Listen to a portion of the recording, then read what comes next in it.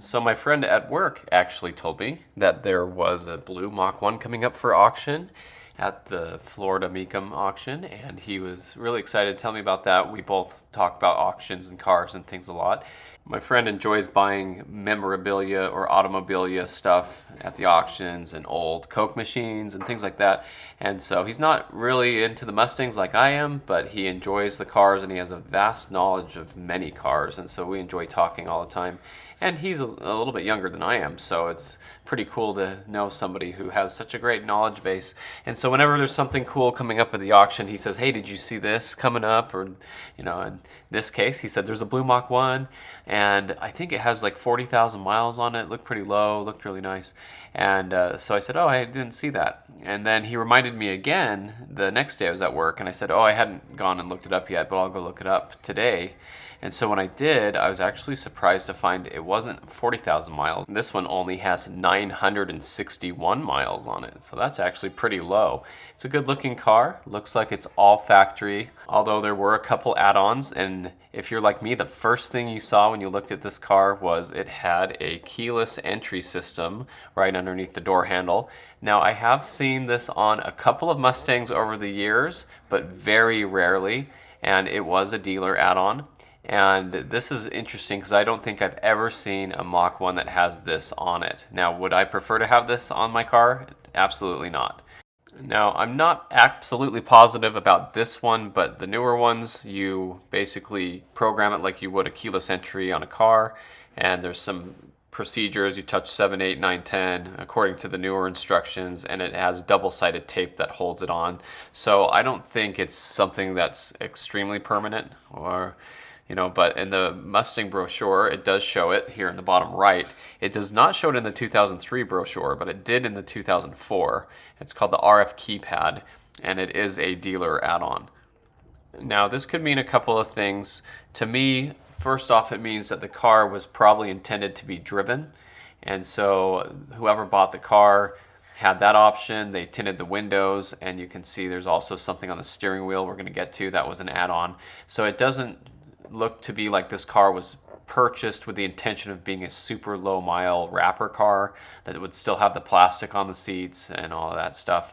And they didn't keep the original battery, which some people who buy a car to have it and save it as a collectible would save pieces that go bad, like the original battery, the original oil filter, like the first one that came on the car. Some people save that stuff and then they can put it in a box that would go with the car, like in the trunk or something.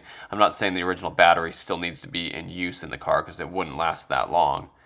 There's stuff like that. So it's a very low mileage car. And so my assumption is that this car was purchased to be used and enjoyed, but it just got very little use. Maybe it was in a second home, or maybe they just didn't drive it a lot. But this car has a build date around December of 2003. I'll show you that on the window sticker in a minute. But basically this car has been around for 20 years and it's only gotten 900 miles put on it, so that's pretty good. It could be very bad as well for cars that just sit, but it depends on how it was taken care of. Now, we don't really know the history on that, and it's always possible that it just came up in an estate sale recently, or maybe somebody who bought this car originally is too old to drive it now, and so it went to auction. You never know. Yeah, maybe somebody wanted to buy a new Mustang, so they put this one through auction or dealt with a broker. Those are all big questions that nobody really knows the answer to. Cars can make it to an auction under many circumstances. But looking at the car, you can see that it has the silver long antenna, and that was an '04, and some '03s got that too. It was just when Ford decided to not paint the antennas to save some money, as well as the keyhole on the driver door there is silver instead of painted black to save money. And there's something under the hood we'll look at as well that has to do with that, but we'll get to that in a second. Looks like it has the original Goodyear Eagle tires on it. I doubt those have ever been changed with 900 miles. Beautiful looking paint. I did notice that between the bumper and the front fender, it does look like there's a tiny little strip of blue. And when these cars were shipped, they had a little blue plastic right there that was kind of wedged between the front bumper and the fender, and you can see little remnants of that. It's kind of cool.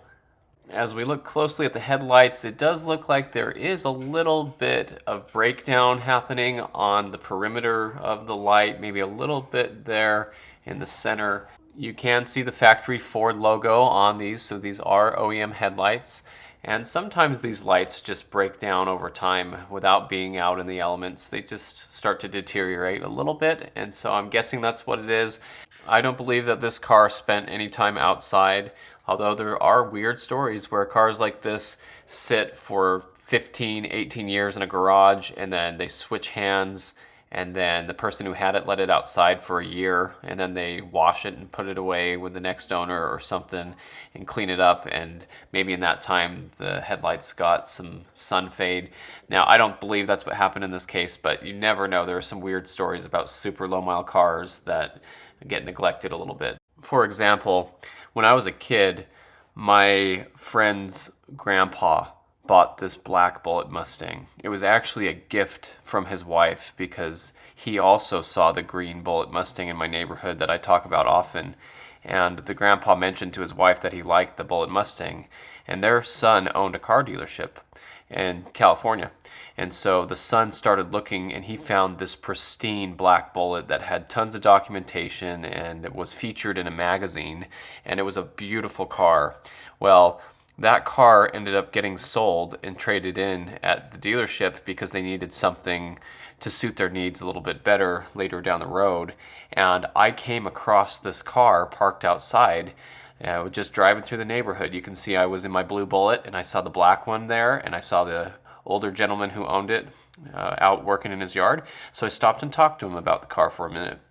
And we basically came to the understanding that this was my friend's grandpa's old car, and it was low mileage, but the guy who owned it in this picture bought a new Corvette. And so the Corvette got the garage and the Bullitt sat outside, and it was only a year or two went by of that Bullitt sitting outside, and the hood scoop was completely faded and the headlights were fogged over.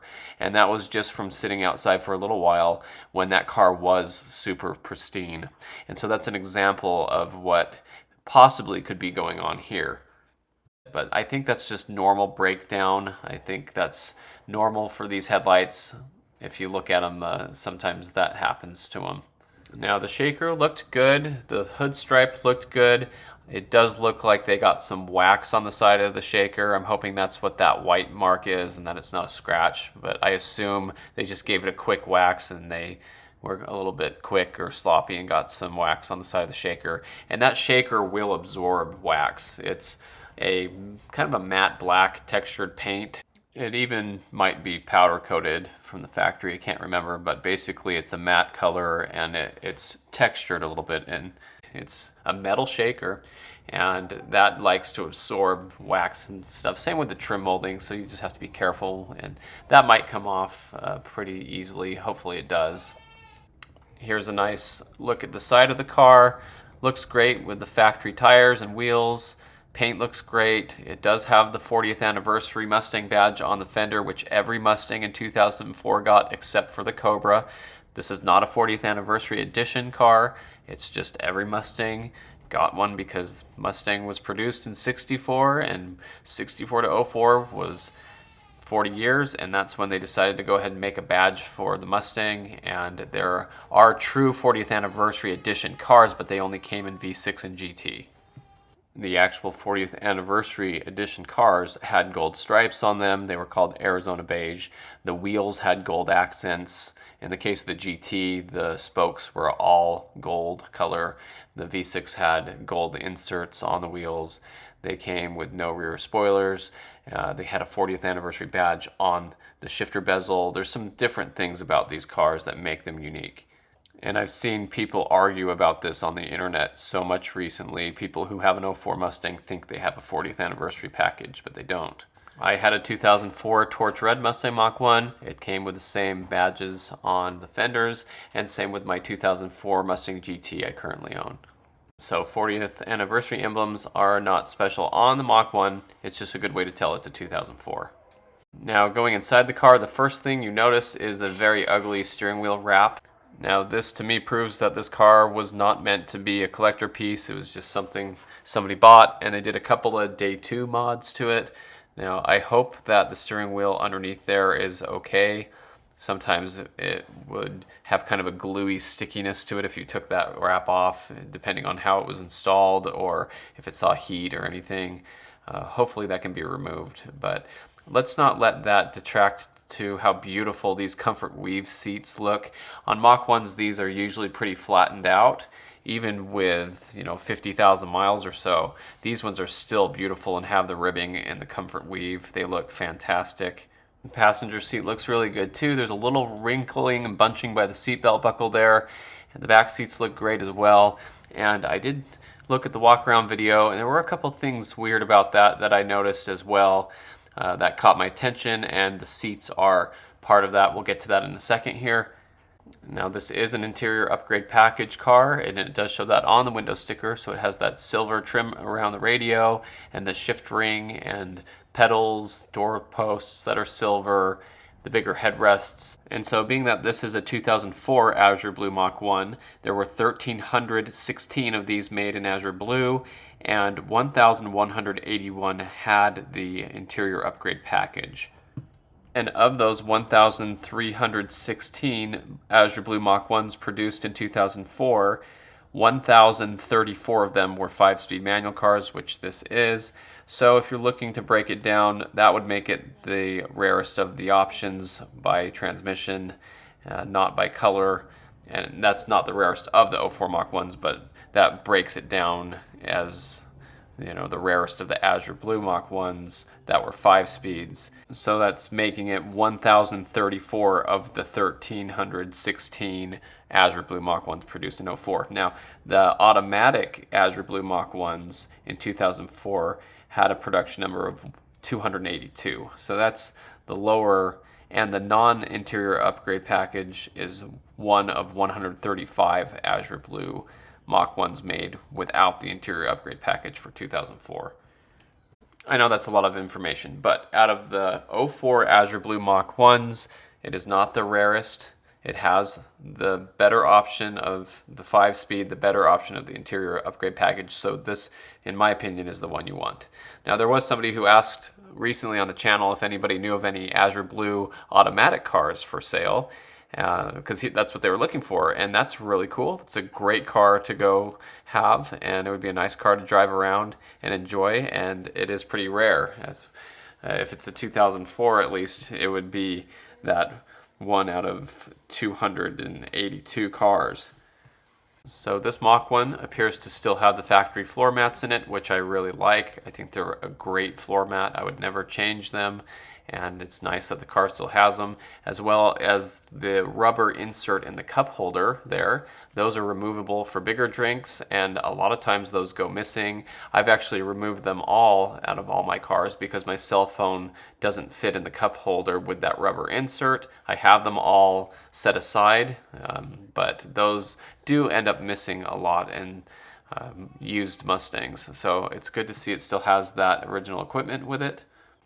And of course, it's great that this one still has that 12-volt plug where the cigarette lighter is, and that is usually missing on cars that are used. Now, this car has such low mileage, there really isn't a reason for that to be gone. It's not like they were daily driving it and using the cigarette lighter to charge their phone or use a Bluetooth adapter. I don't know how often they drove the car, but with 900 miles, it's more likely that that would still be there, and I'm glad it is because that's a really nice little piece there, and it's usually missing in Mustangs. Now, unfortunately, the dealership or the owner had drilled holes in the front bumper for the front license plate. It's nice if you can get it without that done. I know some states require it, and it happens at the dealership and stuff, so there's not much you can do about it. It's just unfortunate that it has that. It's not a huge deal, but for such a low mile collector car, it'd be nice if it didn't have the holes drilled in it. So in the walk around video of the Mach 1, it looked really nice. I think it presented very well. There's those front holes on the license plate, which is unfortunate. But the rest of the car looked nice. A little bit dusty under the engine bay, not a big deal. There's the factory Goodyear Eagle tires, pretty cool to see. the keypad on the door, tinted windows, going inside the ugly steering wheel wrap. I noticed the theft light was on constant, which was kind of weird, and the seats had a little bit of bunching on the leather there, which is common on the 03, 04 Mustang Cobras and Mach 1s, but it does not look very good, so that's unfortunate. Factory exhaust tips, everything else looked to check out nicely. I mean, basically, if you were going to the dealership and buying a brand new car, this is what you would get. So very nice looking car, looked great on the outside. Chin spoiler looked good too.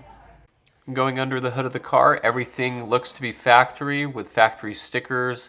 It is a little bit dirty, around the valve covers and stuff. It looks like it's been rained on or washed or something. So kind of a dirtier engine bay for such low miles, but still clean. No rust on the strut tower bolts there. That's something I always look for.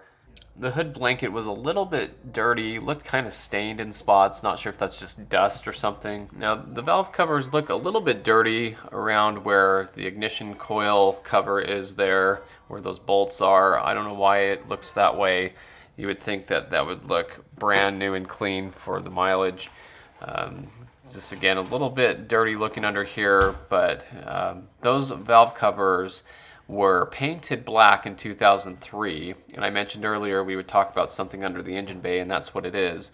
The valve covers on the 2004 Mach 1s were bare magnesium or aluminum. They did not have any coating or paint or anything. The Cobras actually got a kind of a silver powder coating, kind of a metallic that looked nice, but these are kind of a bare, ugly magnesium look to them, and it's like the 3-valve GT Mustangs that had that. They just stain really ugly. You can't clean them up. They're just that way, and Ford did that to save on paint. So we talked about the keyhole, the antennas, and now the valve covers. So those are all cost-cutting measures that Ford did, and these valve covers on the 04s just always looked kind of trashy. And like I said, I had a 2004 red Mach 1. Those valve covers looked really terrible with over 100,000 miles on them. I've had 3 other 2003 Mach 1s with the black valve covers, and they look a lot better. But that's just something from 04. It's not the car's fault. Now, every time I see the bare magnesium valve covers on the 04 Mach 1, I do value that, because the 04 Mach 1s got the DB casting cylinder heads, which had the 9-thread spark plug holes in them. They were a little bit better on cooling, I believe, as well. So they were a little bit of a revised cylinder head, and they were the better heads that came on any of the 0304 cars. My Azure Blue Mach 1 is actually a very late built 03, and it has the 9-thread heads with the black painted valve covers, so that's probably as good as you could get. I was very lucky that my car was built in July, and August is when the new Mustangs came out for the 2004 model year. So my 03 is almost an 04. It got the good 04 heads, but it still got the 03 valve covers. But I'm not a hater for the 4-thread cylinder heads as well, as long as they're running properly, don't have any noises or anything.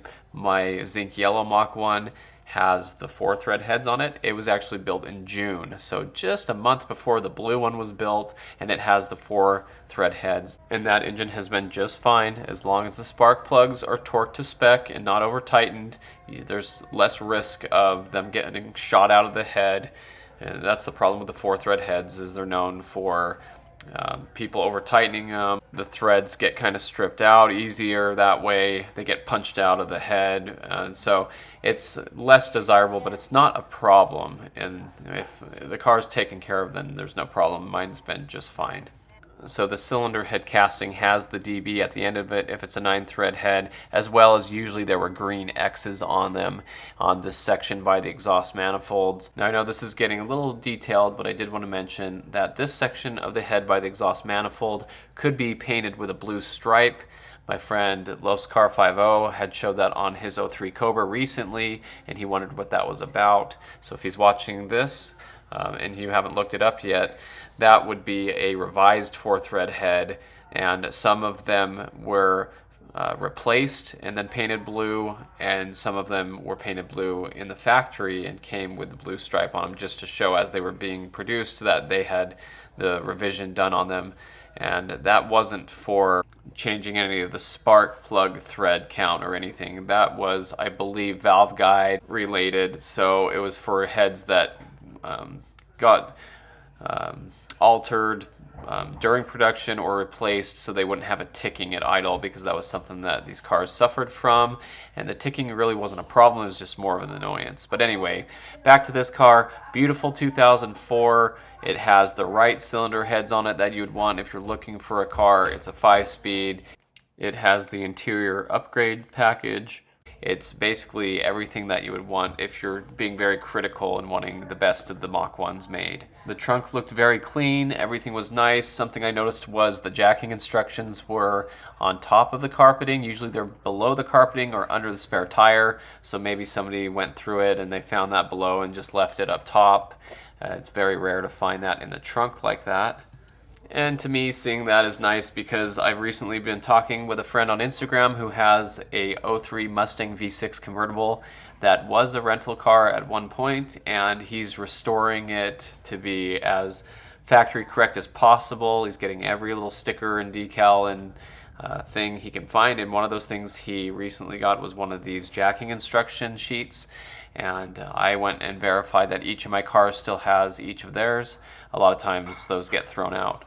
The car did have both sets of keys, which is very nice. Most cars don't have that when you get them used. The owner's manual's there, the window sticker, which is very nice to see. And if you look, it also has the piece of documentation for the keypad entry here with the code on it. So that's pretty cool to see that it has this. Whoever buys the car might want to redo the code. You can reprogram the code. There's a sequence for it, but anyway, that's kind of cool that that's included in the documentation of the car. It's great to see the window sticker included. Looks like it's been folded, maybe it was in the glove box. It does show the interior upgrade package as the only option that this car would have come with. The only other option would have been an automatic transmission.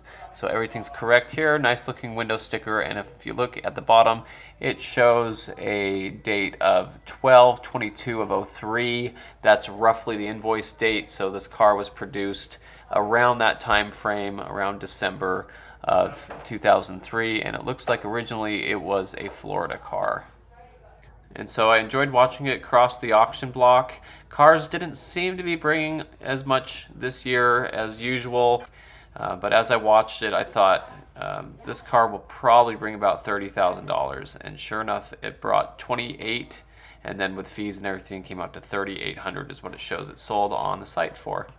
So this is a beautiful car. It was fun to watch it go across the auction block.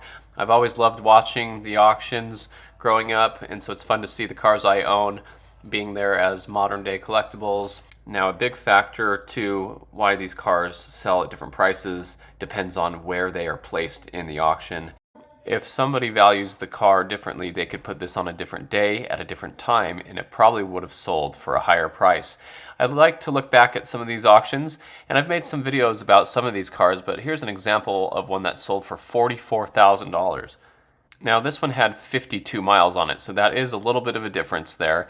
And as we look back over time, you can see quite a few different auctions for these cars at Mecum. And I know there's Barrett-Jackson and other auction houses that might have different results and different prices and things, but we can compare some of these prices. Like the top left red Mach 1 had 5,200 miles on it, and it sold for almost the same price. The blue one in the middle had 2,200 miles and sold for 18,700. And these are different years too, so you can't compare the market exactly, but you can see some ups and some downs. And not all of these previous sold prices show the mileage on the cars, so I looked through some of the pictures to try to see it on the odometer, and it wasn't there. So all the detail wasn't exactly there for, a statistical review of this, but this is just looking through and seeing like that. The red one on the top right sold for 33 with 3,000. That's closer. But then the ones on the bottom didn't seem to have the mileage listed. But you can see roughly, 16,000, 20,000, 25. They're kind of all over the place. As we continue, you can see the one on the top left sold for 13,200. Not sure the mileage on that one. But here's one I did a story about, 1,700 miles on that one. And it brought $39,000, almost $40,000. So that's quite a difference compared to the one that just sold with similar miles. This one was a nicer car, I believe, slightly nicer. They're both nice cars. But there's an example of a blue Mach 1 that sold in 2023. So a couple of years ago, January, so it was exactly 2 years ago. And it had roughly the same miles. Well, this one had more. This one had 1,700, I guess. The one we're considering today had 900. But this one brought a lot more. So maybe that one was placed in a better spot in the auction block. Or maybe times were just a little bit different back then. There are so many factors. But roughly 40,000 is pretty strong for a Mach 1. And now, as we're talking about these cars, I do want to include one that's not in this list of cars we're going over. And this was a 6-mile Mach 1 wrapper car, and it sold for $50,000 at one point, and then it later sold again for like 30 or 40. So it just happened to be the right time with the right people. As we continue to look through, you can see the prices vary. Now, this is one I did a story about as well. This one sold for $52,800. It had 600 miles on it. Still had some plastic on the seats and some stuff like that. So maybe a little bit nicer, more collector quality car.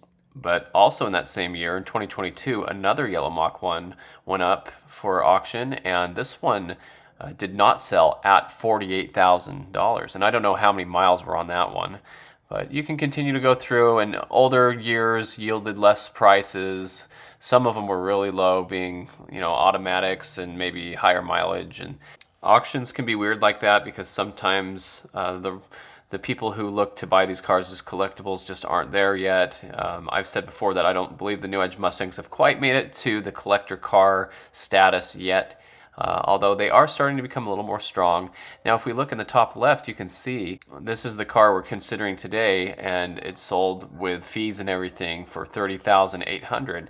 But if you look through these years, you actually see the same car with the same photos that did not sell for $27,000. So they let the car sell. They took the reserve off on this auction, and they got about $1,000 more this time out of it. But the prices vary, and it's kind of fun to look through and see. But they have gone a little bit up in value over the years. I think they're getting a little stronger. But then you can also look back, like this red or orange one. I believe it's a red one in the top left, sold for $26,400 back 10 years ago, 11 years ago in 2014. So that was pretty strong for back then. Maybe it was a really low mile car.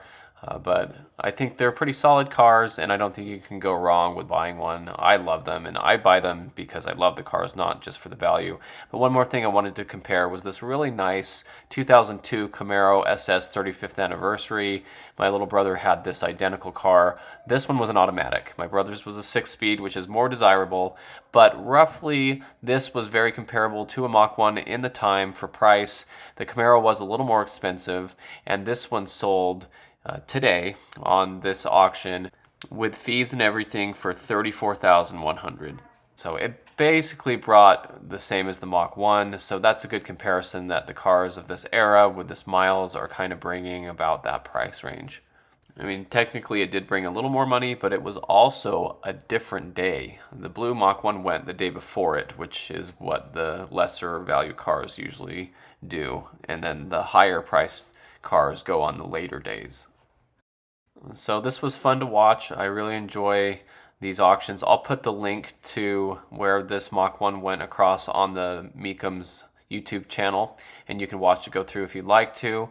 I'll put the timestamp here. It's 7 hours and 21 minutes, and I'll put the link to that down below. So if you go to that link and skip to that time, you'll see it go across the block. So thanks for watching. Put below in the comments what you think about the car, any comments or things that you noticed, and stay tuned for more Mustang content.